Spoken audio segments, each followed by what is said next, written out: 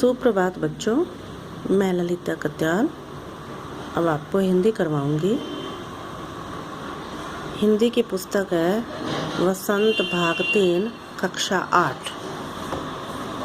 बच्चों, आपने प्रथम सत्र में 9 पाठ किए हैं। आज हम करेंगे पाठ 10। इसका नाम है कामचोर। यह एक बहुत ही हास्यास्पद कहानी है और इसकी लेखिका है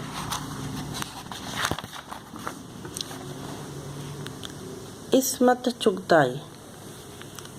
तो बेटे, आपको मैं पाठ का सार बताने जा रही हूँ। उसके बाद आप इस पाठ को बड़े अच्छे से पढ़ेंगे।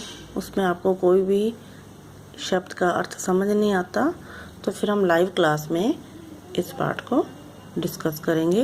अभी मैं आपको थोड़ा सा सार के रूप में समझा देती हूँ। यह कहानी एक मुस्लिम संयुक्त परिवार की कहानी है। इस परिवार में बहुत सारे बच्चे होते हैं, अम्मा होती है, अब्बा होते हैं और भी फूफी चाची आदि बहुत से रिश्तेदार इकट्ठे ही परिवार होता है। तो इस परिवार के जो बच्चे हैं वो बिल्कुल भी कोई काम नहीं करते हैं। वो केवल नौकर के ऊपर ही निर्भर होते हैं। इतने ज़्यादा निर्भर होते हैं कि वो अपना पानी भी स्वयं नहीं पीते, वो भी नौकर के हाथ से पीते हैं। तो एक बार उनके पिता कहते हैं कि तुम इतने सारे हो और सारा दिन तुम उधम मचाते, उधम मतलब शरारतें करते रहते हो और कुछ भी काम नहीं करते हो, तो अपना पानी तक भी तुम नहीं पीते हो। तो एक दिन वो बच्चे क्या करते हैं कि कहते हैं चलो हम अपना पानी खुद पीते हैं। और उस कोशिश में वो भागते हैं और एक दूसरे को धक्के लगाते हैं। कोई सुराही को गिरा देता है, मटकों को इधर उधर गिरा देते हैं, उनके कपड़े तक गिले हो जाते हैं। उनका वहीं पर ही युद्ध शुरू हो जाता है, वहीं उनकी लड़ाई शुरू हो जाती है। तो फिर उनकी अम्मा कहती है कि ये कुछ नहीं काम कर सकते, ये क्या करेंगे। तो इनके पिताजी कहते हैं करेंगे क्यों नहीं, इनको तो हम रात का खाना ही नहीं मिलेगा जब तक ये काम नहीं करेंगे। तो इस तरह से वो बच्चे, फिर उन बच्चों को कुछ दायित्व दिए जाते हैं, कुछ काम दिए जाते हैं कि जो काम तुम कर सकते हो। जैसे आंगन में कूड़ा है उसको हटाना है, वहाँ से पेड़ों को पानी देना है, और भी जो छोटे छोटे काम बच्चे कर सकते हैं उनके पिता उनको बताते हैं और कहते हैं कि इस काम के बदले तुम्हें तनख्वाह मिलेगी, पैसे मिलेंगी। और पैसे के लालच में वो बच्चे काम करने को तैयार हो जाते हैं। लेकिन वो बच्चे जो भी काम करते हैं वो सारा काम बिल्कुल गलत करते हैं, सब काम उलट करते हैं। अगर उन्होंने झाड़ू लगानी होती है, दरी के ऊपर झाड़ू लगानी होती है, तो जब वो दरी को झाड़ते हैं तो इतनी धूल होती है कि पूरे घर में धूल ही धूल हो जाती है। उनके कपड़े, सिर, सब कुछ धूल से भर जाता है। और उस झाड़ू का भी वो एक एक सीख को अलग करके उसकी भी बहुत ख़राब हालत कर देते हैं। और जितने भी काम वो करते हैं सब काम वो बहुत गलत करते हैं।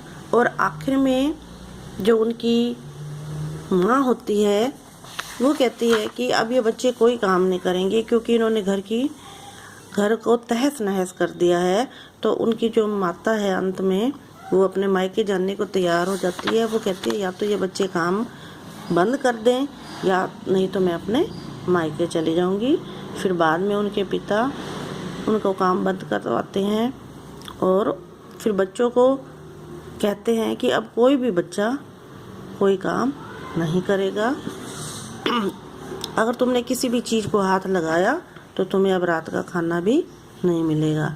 तो इस तरह से उन बच्चों को फिर काम नहीं करने दिया जाता, नौकरों से ही करवाया जाता है। इसका कारण यही है कि उन बच्चों को कोई काम करने की आदत नहीं होती। वो बच्चे आलसी हो चुके होते हैं, जो भी काम करते हैं उसको गलत ही कर देते हैं। इस कहानी से हमें ये शिक्षा मिलती है कि हमें अपना काम स्वयं करने की आदत होनी चाहिए, दूसरों पर निर्भर नहीं होना चाहिए। अगर हम जीवन में आलसी हो जाएंगे, कोई काम नहीं कर पाएंगे तो हमें अपने जीवन चलाना आगे बहुत मुश्किल हो जाएगा, बड़ी सारी मुसीबतें आएंगी ज़िंदगी में। तो इस तरह से बेटा ये पाठ बड़ा हास्य शब्द है, इसको पढ़ने में आपको बड़ी हंसी आएगी, बड़ा अच्छा भी लगेगा। तो आप इस पाठ को पढ़िए। आपको जो शब्द यूँ लगता है कि आपको समझ में नहीं आ रहे, उसको अंडरलाइन करिए और फिर बाद में हम इसको लाइव क्लास में डिस्कस करेंगे। धन्यवाद। अब आप इस पाठ के शब्दार्थ याद करेंगे और उसके बाद इसके प्रश्नोत्तर करवाए जाएंगे।